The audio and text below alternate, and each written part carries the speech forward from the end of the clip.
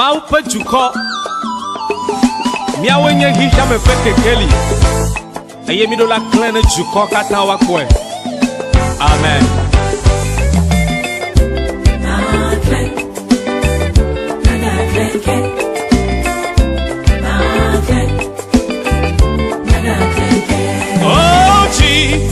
Le nuci kokweme Yemele chichi Le nuci kokweme Nekbereka mabagumagatu Le nuci kokweme Magere chicho mabo mekletonye Yesu Le nuci kokweme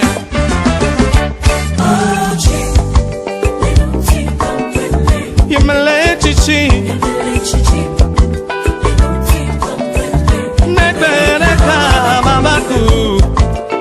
Le nuti kokweme Magere chicho mabo mekletonye Yesu oh Mebe ojimlo Yemele chichi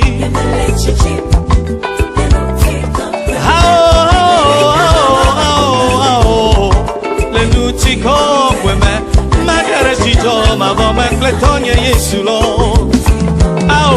Akadi menyenye mechina kwede o Uyombe hiya me feke keli makle na chuko kata wadu jisima upedo Makle oh Eba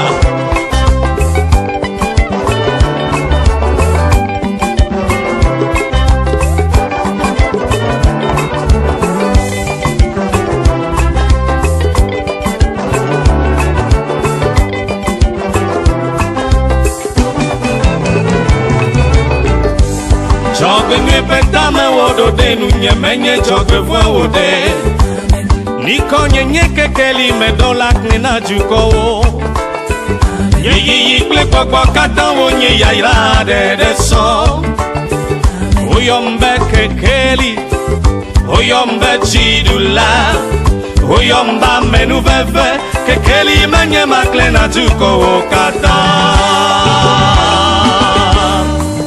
Oyombe kekeli lo Ao kekeli Ao chidula Kekeli menye makle na juko kata Wauti Le nuti kokweme Yemele chichi Le nuti kokweme Nekbereka mabakumageku Magere jijo mabo mekletonye Yesu lo Le nuchi kokweme Akari menyenye mechina kwede o Uyombe hiya me feke keli Makle na chiko kata wadu jisima upedo Makle Oh, makle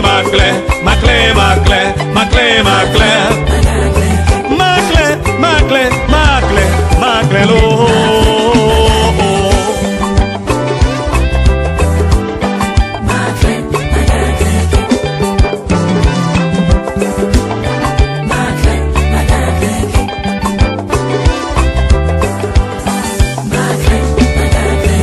Akari menyenye mechina kwede o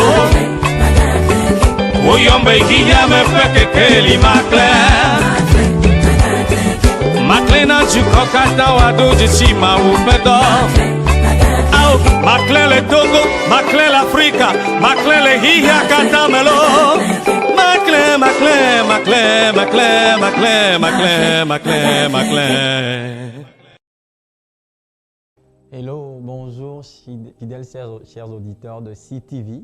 Nous sommes très heureux encore de vous retrouver une fois dans votre émission Vie comblée. Nous osons croire que vous vous portez tous très bien dans la grâce de notre Seigneur Jésus-Christ. Et nous vous saluons au travers le Saint-Esprit. Partout où vous êtes connectés, que le Seigneur vous bénisse abondamment. C'est un moment précieux, un moment merveilleux que le Seigneur a encore prévu. Que vous et moi, nous soyons encore dans sa présence pour qu'il nous parle, pour qu'il nous montre la voie à suivre, pour qu'il remplisse nos vies des bénédictions qu'il a préparées pour nous. Rappelez-vous, Dieu vous a appelé pour une vie comblée. Père, nous voulons te dire merci. Merci pour ta grâce, merci pour ton amour. Merci parce que tu nous as favorisés, tu nous as aimés au-delà de tout. Et dans ta grâce, tu nous as encore gardés en vie. Et nous voici encore dans ta présence. Nous sommes là, Père, afin que tu puisses encore nous parler, tu puisses encore nous montrer les secrets de ton royaume, comment vivre une vie comblée en toi. Glorifie ton nom, Père. Parle-nous, nous voulons t'écouter. Au nom puissant de Jésus. Amen. Alors, comme vous le savez, nous sommes dans l'émission Vie comblée. Et par la grâce de Dieu, nous allons parler aujourd'hui d'un thème très important. Et le but de cette émission, c'est de nous amener tous à découvrir les secrets que nous avons en Christ, les secrets de la vie qui nous permet de vivre la vie comblée, les secrets qu'il y a en Dieu et qui nous permet de vivre une vie heureuse. La vie heureuse est le plan de Dieu pour vous. C'est ce à quoi Dieu vous destine. Mais comment vivre cette vie heureuse? Comment vivre une vie comblée? Alors, chaque fois, au travers de cette émission, soyez connectés et nous allons ensemble recevoir les clés de la part de Dieu qui nous permettront de vivre une vie comblée, une vie heureuse, une vie de gloire, une vie de bonheur. Amen. Nous allons parler aujourd'hui de ce que nous avons intitulé la puissance de nos décisions sur notre destinée.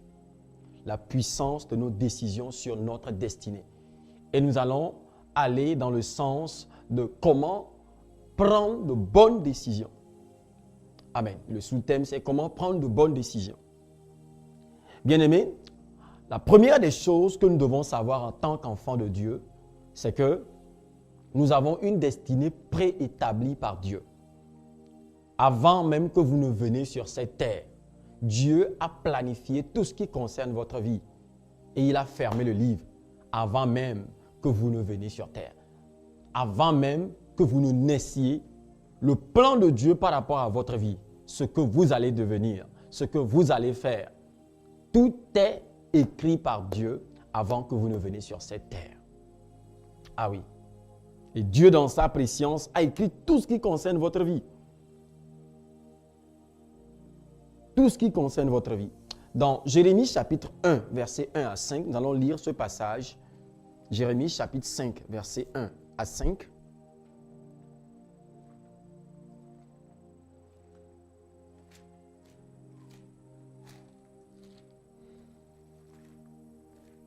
Jérémie chapitre 1, verset...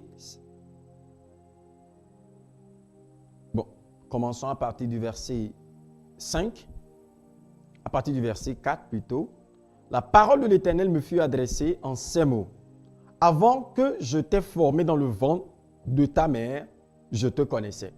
Et avant que tu sois sorti de son sein, je t'avais consacré, je t'avais établi prophète des nations. Alléluia. Dieu est en train de parler à son prophète Jérémie. Et il dit à Jérémie, avant que ton papa et ta maman ne se rencontrent et qu'ils fassent le plan d'être ensemble, avant que tu ne sois le sang dans le ventre de ta maman, moi l'Éternel, je te connaissais. Et je t'ai établi depuis le ventre de ta maman à devenir un prophète des nations. Cela veut dire, ce n'est pas quand Jérémie est né que Dieu va commencer par dire, bon, ok, le fils est né, maintenant, quel plan nous avons pour lui? Non, Dieu connaît le plan qu'il a sur ta vie. Et il a tout planifié avant que tu ne viennes sur cette terre. Ah oui, le plan de Dieu par rapport à tout un chacun de nous est préétabli par Dieu avant que nous tous, nous ne venons à l'existence. Ce qui veut dire que avant même que tu ne viennes au monde, tu es destiné à vivre dans la gloire. Tu es destiné à vivre une vie comblée. Tu es destiné à vivre heureux. Parce que la Bible dit, dans d'autres passages, Dieu a dit à Jérémie, Ce sont les plans de bonheur que j'ai faits pour vous et non des plans de malheur, afin de vous donner un avenir meilleur. C'est-à-dire, Dieu a toujours des plans de bonheur pour ses enfants. Dieu a toujours des plans de bénédiction, de prospérité, de gloire, de richesse pour ses enfants. Et donc, avant que nous tous nous ne venons au monde, il y a un plan de Dieu qui est un plan de bonheur, de bénédiction, de prospérité qui concerne nos vies tous. Nous tous, nous sommes destinés à la victoire. Nous sommes destinés à la gloire. Nous sommes destinés au bonheur. Nous sommes destinés à être des plus que vainqueurs avant même qu'on ne soit né. Amen. Maintenant, les décisions que vous prenez dans la vie déterminent où vous allez vous retrouver en fin de compte. Dieu, il a fait son plan. Dieu a tout planifié avant que vous ne veniez sur cette terre. Maintenant, la position où vous vous retrouvez aujourd'hui dépend de la décision que vous avez prise. Nos décisions ont un impact significatif sur notre destinée. La décision que vous prenez aujourd'hui déterminera où vous allez vous retrouver en fin de compte. Déterminera si la victoire que Dieu a préparée pour vous, vous allez entrer dans cette victoire ou non. La décision que vous prenez aujourd'hui déterminera le niveau où vous allez vous retrouver demain. Le niveau de richesse, le niveau de gloire, le niveau par rapport à votre travail, par rapport à vos projets. La décision que vous prenez aujourd'hui détermine là où vous allez vous retrouver en fin de compte. Cela veut dire, lorsque nous sommes en train de souffrir, lorsque nous sommes en train de gémir, lorsque nous traversons une situation difficile, nous devons comprendre que ça n'a jamais été la volonté de Dieu pour nous. La volonté de Dieu pour vous n'a jamais été que vous souffrez, n'a jamais été que vous tombez malade, n'a jamais été que vous soyez à terre. Non, ça n'a jamais été le plan de Dieu pour vous. Le plan de Dieu pour tout un chacun de nous, c'est le bonheur, la gloire, la joie, la paix. Et donc, vos décisions que vous prenez détermineront si vous allez entrer dans ce plan, si vous allez entrer dans la gloire ou non. Pour dire que nos décisions influencent beaucoup sur notre destinée. Et donc, arrêtons de blâmer souvent le diable quand nous nous retrouvons à certaines positions dans la vie, quand nous nous retrouvons dans certaines conditions. Arrêtons de blâmer le diable parce que Dieu n'a jamais confié la capacité ou bien Dieu n'a jamais confié la destinée d'une personne dans la main du diable. Jamais. Toutes les destinées sont dans la main de Dieu car c'est lui le créateur. C'est lui qui vous a créé et c'est lui qui connaît le plan qu'il a sur votre vie. Il sait ce pourquoi il vous a créé. Le diable n'a jamais créé qui que ce soit et il n'a pas le pouvoir sur votre vie. Et donc, la seule chose qui vous donne le contrôle, le pouvoir, qui vous permet de vous retrouver dans la réussite, le bonheur, c'est les décisions que vous prenez dans la vie. Les décisions que nous-mêmes nous prenons dans la vie déterminent où nous allons nous retrouver en fin de compte. Par exemple, si aujourd'hui les gens vont en enfer, ça n'a jamais été le plan de Dieu. Dieu n'a jamais dit que les hommes allaient aller en enfer. D'ailleurs, l'enfer n'a jamais été créé pour les êtres humains. L'enfer a été créé pour le diable et ses démons. Et c'est le plan de Dieu. Et donc, Dieu n'a jamais voulu. Mais si les gens vont en enfer, ce n'est pas le diable même qui les a tenus la main et qui les a conduits en enfer. Jamais. Mais eux-mêmes ont décidé, ils ont planifié et ils se retrouveront un jour dans cet enfer-là. Pourquoi? Parce qu'ils ont décidé. Nos décisions influencent beaucoup sur notre personnalité, sur notre position, sur notre destinée. Donc, on ne peut pas blâmer le diable si on se retrouve un jour en enfer parce que Dieu n'a pas donné la capacité de votre vie au diable. Il l'a donné à vous. Et quand vous prenez les décisions, vos décisions détermineront où vous allez vous retrouver en fin de compte. Il a bien dit à Jérémie, les plans que j'ai faits sur toi sont des plans de bonheur. Et avant que tu ne sois de sang dans le ventre de ta maman, je t'ai consacré pour que tu deviennes prophète des nations. Pour que tu sois un grand homme. Pour que tu sois une grande femme. une femme influente, une femme de gloire, pour que tu sois cette grande personnalité. Et donc, les décisions que vous prenez, que nous prenons, détermineront si la réussite sera notre portion ou pas. Alléluia. Personne ne peut aller au paradis par erreur ou par hasard. Jamais. On atterrit au paradis par les décisions que nous prenons. L'enfer existe. Le paradis existe. Et là où vous vous retrouvez dépendra de la décision que vous avez prise par rapport à votre vie. De la résolution que vous avez prise par rapport à votre vie. Ah oui. Ah oui. Donc, vous comprenez l'influence, l'impact que nos décisions ont vraiment sur notre destinée, sur notre vie. Vous ne pouvez pas vivre votre vie n'importe comment et vous retrouver un jour au paradis. C'est impossible. Et de la même façon, vous ne pouvez pas vivre votre vie de façon agréable à Dieu et se retrouver en enfer. C'est impossible. Dieu sera injuste. Mais la décision que vous prenez détermine là où vous vous retrouvez. Quand vous décidez de vivre votre vie dans le plan de Dieu, vous vous retrouverez dans la volonté de Dieu, vous vous retrouverez dans la gloire. Mais quand vous décidez de vivre votre vie dans le désordre, alors vous vous retrouverez aussi là où vous devez vous retrouver. Donc, nos décisions ont une influence. Donc, vous et moi, nous devons comprendre déjà que la position où nous sommes actuellement, le niveau, que ce soit spirituel ou physique, que ce soit le niveau social où vous êtes actuellement, tout ça est la conséquence des décisions que nous avons prises dans le passé. Tout ça est le résultat des planifications que nous avons faites dans le passé. Et on se retrouve là aujourd'hui. Cela veut dire, si nous voulons changer notre vie, nous voulons modifier le cours des événements dans notre vie, nous devons être prêts à prendre aussi les décisions. Que ce soit pour le bien, que ce soit pour le mal, tout est question de décision. Tout est question de décision. Un élève, ou bien une élève qui échoue ne peut jamais blâmer ni ses professeurs, ni ses parents. Non. Et tout est question de la décision qu'il a prise. Alléluia.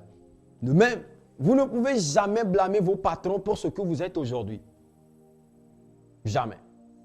Tout est question de la décision que vous-même, vous avez prise pour votre vie. Parce que la capacité de réussite d'un être humain se retrouve dans la décision que cette personne prend. Dieu nous a donné plutôt à nous la capacité de prendre des décisions et d'agir en fonction de ces décisions-là. La Bible dit, quand l'économie du pays, quand la terre ne donnait plus réellement, quand l'économie du pays ne fonctionnait plus, Isaac a planté et ça a réussi pour lui. Pourquoi? Parce que Isaac a décidé. Isaac a planifié. Isaac sait ce qu'il cherche. Et quel que soit ce que le diable peut faire contre vous, si vous décidez que vous allez réussir, vous allez réussir. Quels que soient les ennemis qui vous assaillent, si vous prenez la décision de réussir dans la vie, d'atteindre l'objectif de Dieu pour votre vie, vous allez atteindre cela. Alléluia. Quelle que soit la situation, ceux qui prospèrent aujourd'hui, c'est des gens qui ont pris des décisions et qui leur ont permis de prospérer. Et sachez, ce n'est pas parce que le diable est en vacances et que le diable dormait quand eux, ils ont réussi. Non. Mais parce qu'ils ont pris des bonnes décisions et ils ont assumé ces décisions. Et aujourd'hui, ils s'en retrouvent là où ils sont aujourd'hui. Et que le diable soit en vacances. Nous déclarons sur votre vie maintenant que le diable soit en vacances, que le diable dorme ou soit éveillé, vous allez réussir au nom de Jésus. Vous allez atteindre le but de Dieu pour votre vie au nom de Jésus. Quels que soient les ennemis qui vous assaillent, quel que soit ce qui se passe dans votre vie, vous allez réussir au nom puissant de Jésus. Amen. Donc, vous comprenez que c'est très capital, la prise de décision dans nos vies en tant qu'être humain. Très capital. Très capital. Et vous et moi, Dieu veut nous faire comprendre en cet instant la puissance, l'impact, l'influence que les décisions que nous prenons dans la vie ont sur notre destinée, ont sur notre vie. C'est puissant, c'est fort. Maintenant, comment nous pouvons prendre de bonnes décisions? Comment nous pouvons prendre de bonnes décisions? Nous allons voir au travers de la Bible quelques exemples qui nous permettront vraiment de pouvoir discerner comment nous pouvons prendre de bonnes décisions pour réussir dans la vie, pour avoir une vie comblée, une vie heureuse, une vie de gloire. Comment nous pouvons prendre de bonnes décisions? Quand vous prenez de bonnes décisions, vous vous retrouverez là où Dieu veut pour vous. Mais quand vous prenez de mauvaises décisions, vous vous retrouverez encore là où vous-même vous avez décidé d'être. Pourquoi? Parce que la décision, personne ne le prendra à votre place. C'est vous qui allez le prendre.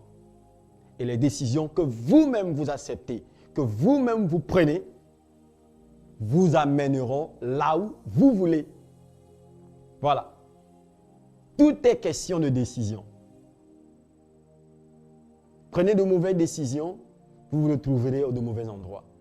Prenez de bonnes décisions, vous vous retrouverez en de bons endroits.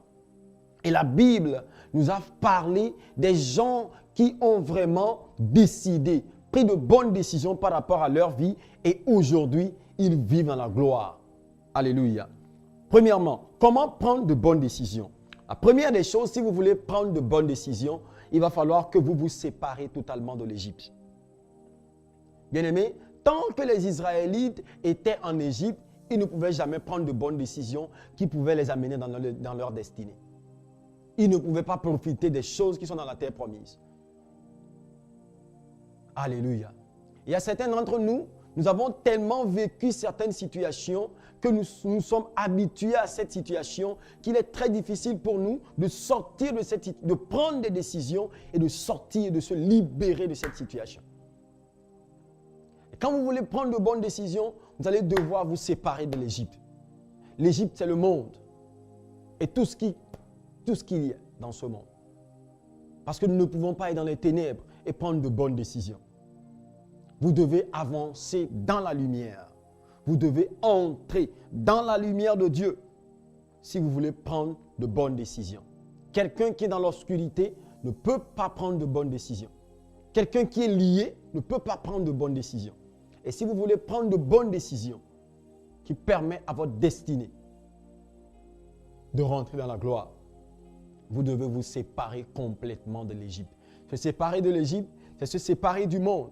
C'est se séparer des choses qui nous attardent, des vies qui nous retardent dans l'accomplissement de la volonté de Dieu pour nous. Et nous tous, chacun de nous, nous savons pertinemment les choses qui nous retardent d'entrer dans l'accomplissement de la destinée prophétique que Dieu a destinée pour nous. Chacun de nous, nous savons ce que Dieu ne veut pas de nous. Nous savons les choses qui nous attachent, qui nous retardent. Nous devons nous séparer de l'Égypte si nous voulons prendre de bonnes décisions. Parce qu'en Égypte, c'est impossible de prendre de bonnes décisions. Parce qu'il y a tout un tas de choses qui influencent sur nos décisions. Les mauvais amis, les mauvaises compagnies, les mauvaises personnes avec qui vous marchez influencent beaucoup sur votre destinée. Et quand vous ne vous séparez pas de ces personnes, vous allez continuer toujours par prendre de mauvaises décisions et qui vous entraîneront toujours dans de mauvais trucs. Et prenez de bonnes décisions à vous séparer totalement de l'Égypte. Deuxième point, si nous voulons prendre de bonnes décisions, il faut que l'Égypte sorte de nous. Premier point, il faut se séparer de l'Égypte. Deuxième point, il faut que l'Égypte sorte de nous. C'est une chose de sortir de l'Égypte, mais c'est une seconde chose que l'Égypte sorte de nous. Les Israélites étaient sortis de l'Égypte. Ils avaient quitté l'Égypte. Oui, Dieu les avait délivrés de l'Égypte. Mais dans la marche, l'Égypte n'était pas sortie d'eux. Ils n'avaient pas permis à ce que Dieu puisse les épurger, Dieu puisse les délivrer, Dieu puisse faire sortir tout ce qu'il y a de l'Égypte en eux. De la même façon, beaucoup de nous nous sommes repentis, nous sommes chrétiens, nous sommes entrés dans le royaume de Dieu, mais nous sommes toujours entrés avec les choses de l'Égypte. Et ces choses sont devenues comme des épines qui gangrènent nos vies spirituelles et qui nous empêchent de prendre de bonnes décisions. Nous allons à l'église, nous faisons tout ce qu'il y a à l'église, mais l'Égypte est toujours en nous. Tout ce qui est du monde, tout ce qui est de ce monde est toujours dans nos cœurs. Et l'apôtre Jean nous dira, tout ce qui fait partie du monde, la convoitise de la chair, la convoitise des yeux, l'orgueil de la vie, tant que ces choses sont dans nos cœurs, sont dans nos vies, elles nous empêcheront toujours de prendre de bonnes décisions et de vivre une vie comblée. Donc, nous voulons prendre de bonnes décisions, alors que l'Égypte sorte de nous, que le vieil homme sorte de nous, que l'ancienne vie sorte de nous. Nous sommes sortis de l'Égypte et l'Égypte doit sortir automatiquement de nous pour ne pas influencer nos décisions. Amen. Jésus a dit à ses disciples, « Je prie pour eux, Père, que tu les préserves du monde. Pas que tu les arraches du monde, mais que tu les fasses sortir. Tu les préserves des souillures de ce monde. » Alléluia. C'est très important que nous sortons de l'Égypte, que l'Égypte sorte de nous. Troisième chose, si nous voulons vraiment prendre de bonnes décisions. Hébreux chapitre 11, versets 24 à 26. Hébreux chapitre 11, versets 24 à 26. Rapidement.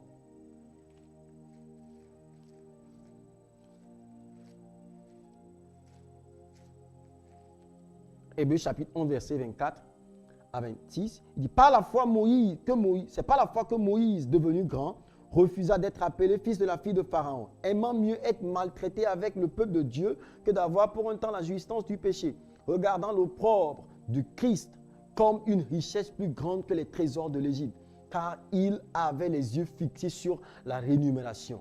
C'est par la foi qu'il quitta l'Égypte, sans être effrayé de la colère du roi, car il se montra ferme comme voyant celui qui est invisible. C'est par la foi qu'il fit la Pâque et l'aspersion du sang, afin que l'exterminateur ne touche pas au premier-né d'Israël.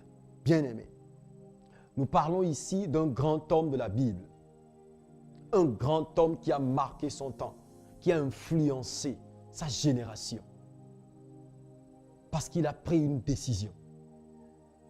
Tout part de la décision que vous prenez. Moïse était un jeune homme qui est né. Et par un miracle, Moïse s'est retrouvé en Égypte. Il s'est retrouvé, par un miracle, il s'est retrouvé être le fils de Pharaon. Par un miracle.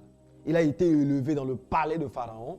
Il a été élevé comme un Égyptien, comme un prince. On lui a appris depuis son bas âge la vie d'un prince. Et Moïse était préparé dès son enfance à devenir un jour un pharaon. Et tout le monde pouvait voir et tout le monde savait que c'était Moïse qui allait remplacer le pharaon un jour. Parce qu'il a été préparé depuis son enfance pour cela. Mais Moïse a grandi et un jour, Moïse va découvrir le plan de Dieu pour sa destinée. Moïse va commencer à comprendre que ce n'est pas pour devenir pharaon que Dieu lui a créé, mais c'est pour devenir un libérateur de son peuple que Dieu lui a créé. Et Moïse va refuser d'être fils de pharaon. Il va refuser de devenir pharaon, préférant mieux être maltraité avec le peuple de Dieu. préférant mieux être le libérateur du peuple de Dieu. Qu'est-ce que nous voulons dire? Troisième point, si vous voulez prendre de bonnes décisions, vous devez être prêt à renoncer à toute situation, toute action qui n'avantage pas Dieu et qui ne vous avantage pas dans l'accomplissement de votre destinée. Vous devez être prêt à accomplir la volonté parfaite de Dieu pour votre vie. Bref, vous voulez prendre de bonnes décisions, alors soyez quelqu'un qui est prêt à faire la volonté de Dieu. Soyez rempli de votre intérieur par cette fougue, cette vivacité, cette force d'accomplir le plan de Dieu pour votre vie, d'entrer dans la volonté de Dieu. Soyez animés de cet esprit-là. Soyez possédés de la volonté de Dieu. Ah oui, et c'est ce que Moïse a fait. Moïse a compris que je ne suis pas né pour devenir pharaon. Je ne suis pas né pour devenir autre chose que ce que Dieu veut. Il a identifié la volonté de Dieu pour lui. Il avait un désir fort dans son cœur, celle de devenir, ce désir de devenir la personne que Dieu veut qu'il soit. Alléluia. Et ce n'est qu'en étant la personne que Dieu veut que vous soyez, que vous pouvez prendre de bonnes décisions qui vous feront entrer dans la gloire, qui vous feront vivre la vie comblée. Tant que vous n'êtes pas dans son plan, tant que vous n'êtes pas dans sa volonté, vous serez tenté à prendre toujours des décisions qui vous amèneront dans l'échec, dans le désespoir. Et Moïse a compris le but de sa vie. Il a dit non. Et il est devenu le libérateur. Et aujourd'hui, l'histoire parlera toujours de Moïse. Parce qu'il a pris une décision. Alléluia. Il a pris une décision. Vous voulez entrer dans votre destinée. Vous voulez la vie comblée. Vous voulez la vie heureuse. Soyez prêts à prendre. Soyez prêts à entrer dans la volonté parfaite de Dieu pour votre vie. Vous devez renoncer à tout ce qui peut vous empêcher. Toute situation, même quand elle est bonne. Moïse pouvait dire, chez Pharaon, il y a tout. Il y a à manger, il y a à boire, il y a toutes les richesses qu'il faut. Mais Moïse a dit non, ce n'est pas le plan de Dieu pour ma vie. Je préfère être là où je vais souffrir pour la gloire de Dieu. Voyez-vous, il a pris une décision. Vous savez très bien peut-être que là où vous vous retrouvez n'est pas le plan de Dieu pour votre vie. Peut-être que vous vous sentez à l'aise très bien. Vous êtes dans la satisfaction totale. Mais vous savez pertinemment que ce n'est pas la place de Dieu pour vous. Vous savez pertinemment que ce n'est pas ce à quoi Dieu vous destine. Et tant que vous êtes toujours là, vous ne prendrez jamais de bonnes décisions. Et vous n'entrerez jamais dans la gloire. Pourquoi? Parce que vous n'êtes pas là où Dieu veut que vous soyez.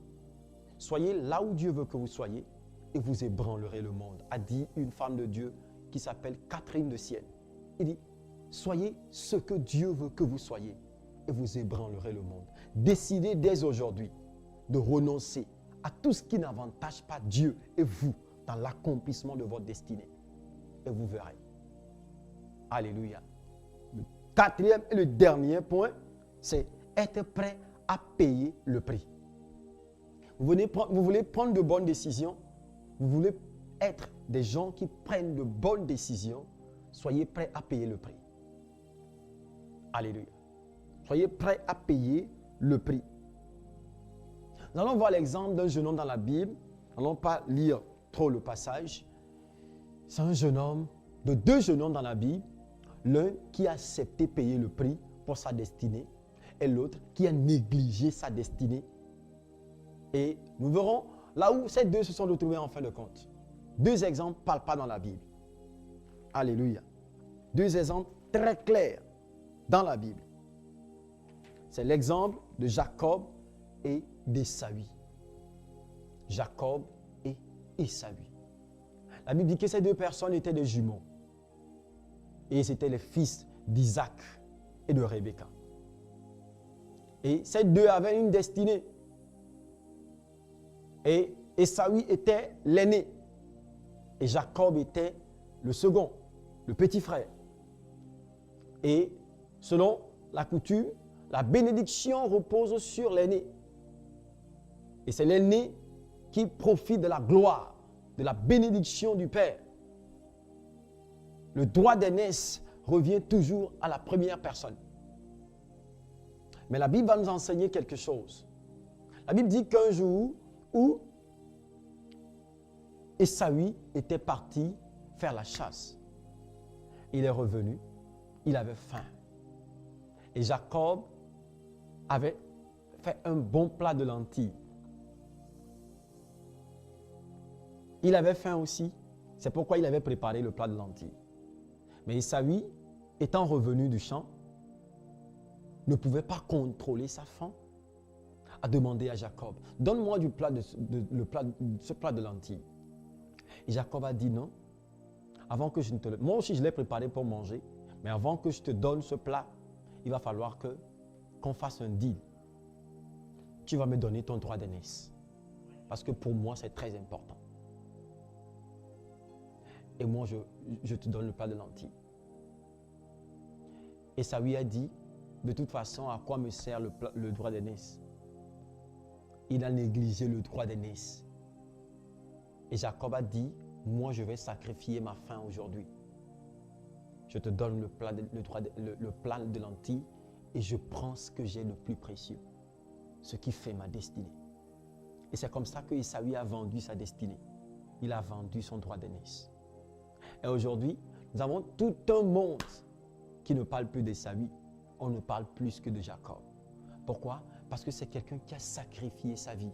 Il a sacrifié son plaisir d'aujourd'hui pour avoir le bonheur demain. Alléluia. Vous voulez prendre de bonnes décisions? Soyez prêts à payer le prix qu'il faut, à sacrifier votre vie aujourd'hui, sacrifier tout ce qu'il faut pour cette gloire, ce bonheur que Dieu vous destine. Bien-aimés dans le Seigneur, Dieu désire que nous rentrons dans la gloire, que nous voyons le bonheur, mais tout dépend de la décision que nous prenons. Prenez de bonnes décisions. Et comment prendre de bonnes décisions? Séparez-vous totalement de l'Égypte. 2. Que l'Égypte sorte de vous. 3. Renoncez à tout ce qui n'avantage pas Dieu et vous dans l'accomplissement de votre destinée. Soyez prêts à accomplir la volonté parfaite de Dieu pour votre vie. Dernier point, soyez prêts à payer le prix qu'il faut pour que vous puissiez prendre de bonnes décisions. Bien-aimés, que le Seigneur vous bénisse et qu'il vous fortifie abondamment. C'est l'émission Vie comblée. Soyez toujours connectés à cette chaîne et on se dit à la prochaine. Seigneur, merci pour ce temps. Bénis toute personne qui est connectée au travers de ta parole, Seigneur. Fais-nous entrer dans ta gloire, dans cette vie comblée que tu réserves pour nous. Fortifie-nous, encourage-nous, donne-nous la grâce nécessaire pour y entrer pour la gloire de ton nom, Père. Merci au nom de Jésus. Amen. Soyez bénis.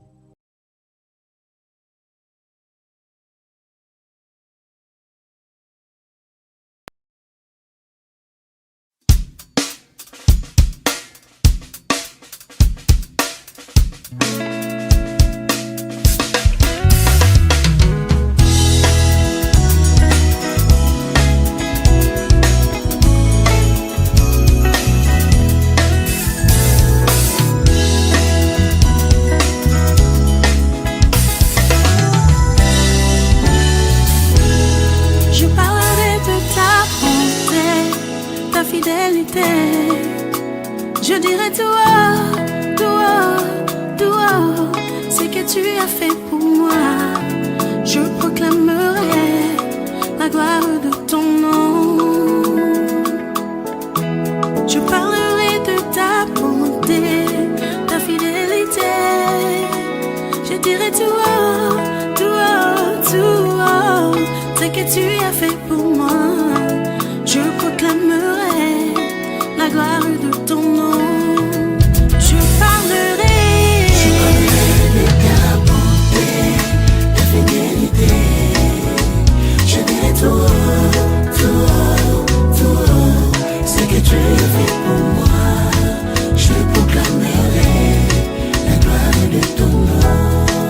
Je parlerai de ta bonté, ta fidélité.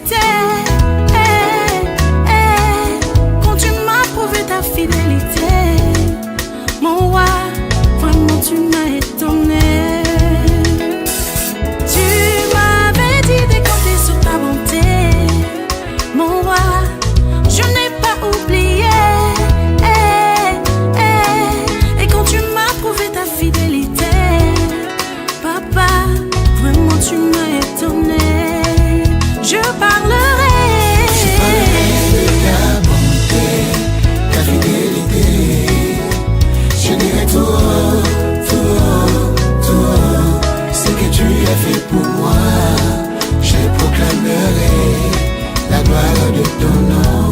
Ta bonté incomparable, ta fidélité, je dirai tout. Ce que tu as fait pour moi, je proclamerai la gloire de ton nom. Seigneur, en réalité, les mots merci ne suffisent pas à t'adresser. Voyant toutes tes merveilles dans nos vies, c'est avec des cœurs saturés de tes bontés que nous venons témoigner tout ce que nous ressentons pour toi. Alléluia. Nous t'aimons, Seigneur. Nous t'aimons. Oyo ngai naza koyoka eza bolingo komata motema olinganga moto ya yango papa na ngai. Chaque jour tu me réveilles au réveil de tes merveilles, car ton amour me perd me comble à chaque heure de mon voyage sur cette terre. Yango ngai nalingi na ngai yo Yesu,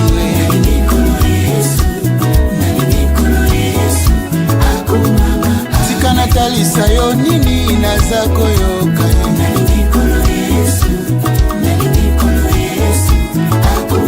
ondima kozwa esika na ngai na Golgotha.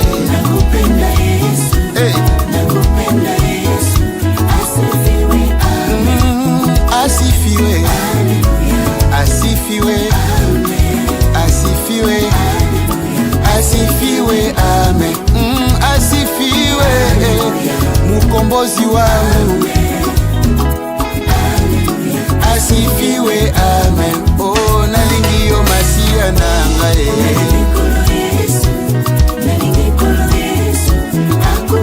Okomisanga mwana na yo nafuta ata eloko te, eloko te, eloko te.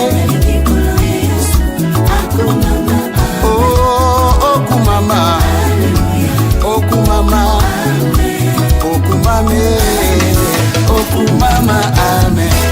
Kumama, lobana ya kumama. Ata makambo na ngezo simba te na lobi kumama. Ata pe soki ko simba kana motema na lobi kaka kumama. Alléluia. Na kati ya stérilité na lobi otombwama. Na kozanga libala na lobi tombwama. Alléluia. Tombwama.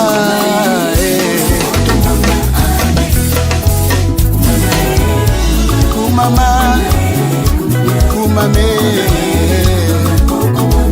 Na bapasi nanga kumame, kumama na kozanga na ngai yaya na mitungisi nanga tombwama.